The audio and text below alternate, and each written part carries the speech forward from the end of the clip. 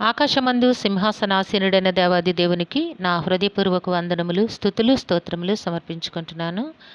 అందరికీ శుభోదయం. ఇది నా మహోన్నతుడైన దేవాది దేవుడు నీ కొరకు సిద్ధపరిచిన వాక్కు. దేవుడు తగిన సమయమందు మిమ్మల్ని హెచ్చించినట్లు ఆయన బలిష్టమైన చేతి క్రింద దీన మనస్కులై యుండుడి. దేవుని నామమునకు మహిమ కలుగునుగాక. ఈ మాటలు 1 పేతురు పత్రిక 5వ అధ్యాయము 6వ వచనములో వ్రాయబడి ఉన్నవండి. ప్రియమైన నేస్తమా, నీ దేవాది దేవుడి దినాన నీ కొరకు సిద్ధపరిచిన వాక్కు ఏమై ఉన్నది అనగా, ఆశతో ఆయన తట్టు ఎదురు చూస్తున్న నీ జీవితంలో దేవుడు ఉన్నతమైన మహత్కార్యములను జరిగించబోతూ ఉన్నారు. నీవు అనుకుంటూ ఉన్నావు, ఎంతో కాలముగా ప్రార్థన చేస్తూ ఉన్నాను, ఎంతో కాలముగా దేవుని సన్నిధిలో ఎదురు చూస్తూ ఉన్నాను, దేవుని వాక్కు నా జీవితంలో నెరవేర్చబడుతోంది అని నేను చూచి ఇక సన్నగిల్లిపోయాను అని అనుకుంటూ ఉన్నావు. నేస్తమా, నీవు ఒక కాలమును, ఒక సమయమును నిర్ణయించుకున్నావు. నీ నిర్ణయము చొప్పున జరగాలని నీవు కోరుకుంటూ ఉన్నావు. కానీ నీ జీవిత కాలమంతా కూడా నీ దేవుని యొక్క వశమున ఉన్నది. నీ కాలపు గతులన్నీ కూడా ఆయన వశమున ఉన్నవి.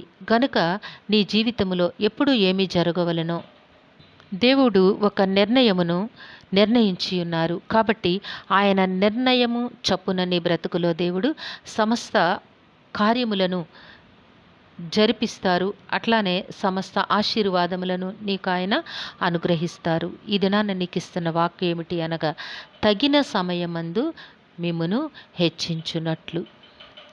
దేవుడు తన నిర్ణయము చొప్పున సమయానుకూలముగా నిన్ను ఆయన హెచ్చిస్తాను అని నీకు వాగ్దానం చేస్తూ ఉన్నారు. అయితే నీవు అలసిపోయాను, విసిగిపోయాను, ఇక దేవుని సన్నిధిలో ఎదురు చూడలేను, దేవుని మహత్కార్యముల కొరకు నేను ఎదురు చూడలేను నీవు అనుకుంటూ ఉన్నావు నేస్తమా. కానీ దేవుడు చెప్తూ ఉన్నారు, ఆయన బలిష్టమైన చేతి కింద నీవు దీన మనస్సు కలిగిన వానివై ఉండుట దేవుని చిత్తమై ఉన్నది.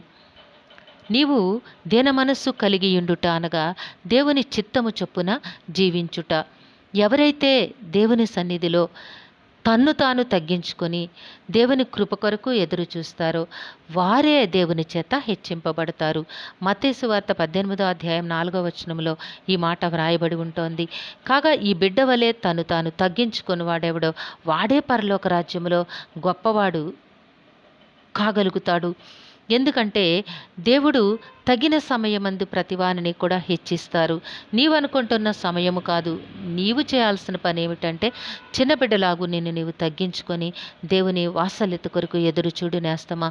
దేవుడు నీ జీవితంలో నిన్ను ఎప్పుడు హెచ్చించాలో, నీకు ఎప్పుడు ఆయన ఆశీర్వాదమునివ్వాలో, ఎప్పుడు ఏ కార్యమును నీ బ్రతుకులో నెరవేర్చవలనో దేవునికి ఎరుకే. గనుక దేవుని చిత్తము నీ బ్రతుకులో నెరవేర్చమని ప్రార్థన చెయ్యి.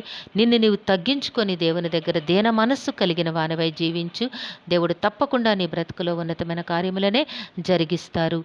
దేవుడు నిన్ను హెచ్చిస్తానని నీకు వాగ్దానం చేస్తూ ఉన్నారు. గనుక నిన్ను నీవు తగ్గించుకోవాలి.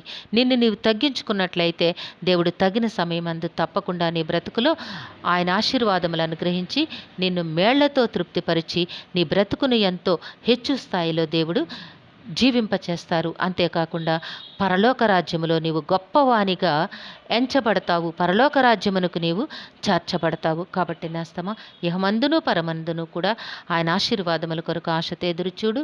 దేవుడు తప్పకుండా నీ బ్రతుకులో ఆయన ప్రణాళికలను నెరవేరుస్తారు. దేవుడు నిన్ను దీవించి ఆశీర్వదించునుగాక. ప్రార్థన చేసుకుందాము.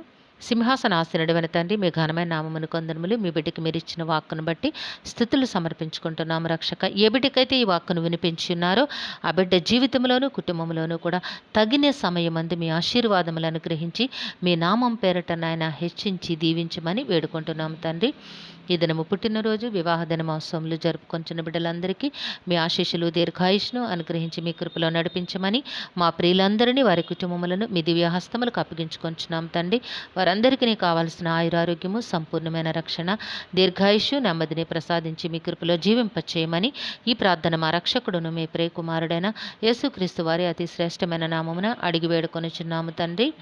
ఆమెన్. కరుణావాత్సల్యత కలిగిన దేవుడు మీ కుటుంబ జీవితంలో ఉన్నతమైన ఆశీర్వాదములు అనుగ్రహించి మిమ్మును ఆయన నామ మహిమ కొరకు జీవింపచేయునుగాక. ఆమెన్. ఆమెన్. ఆమెన్.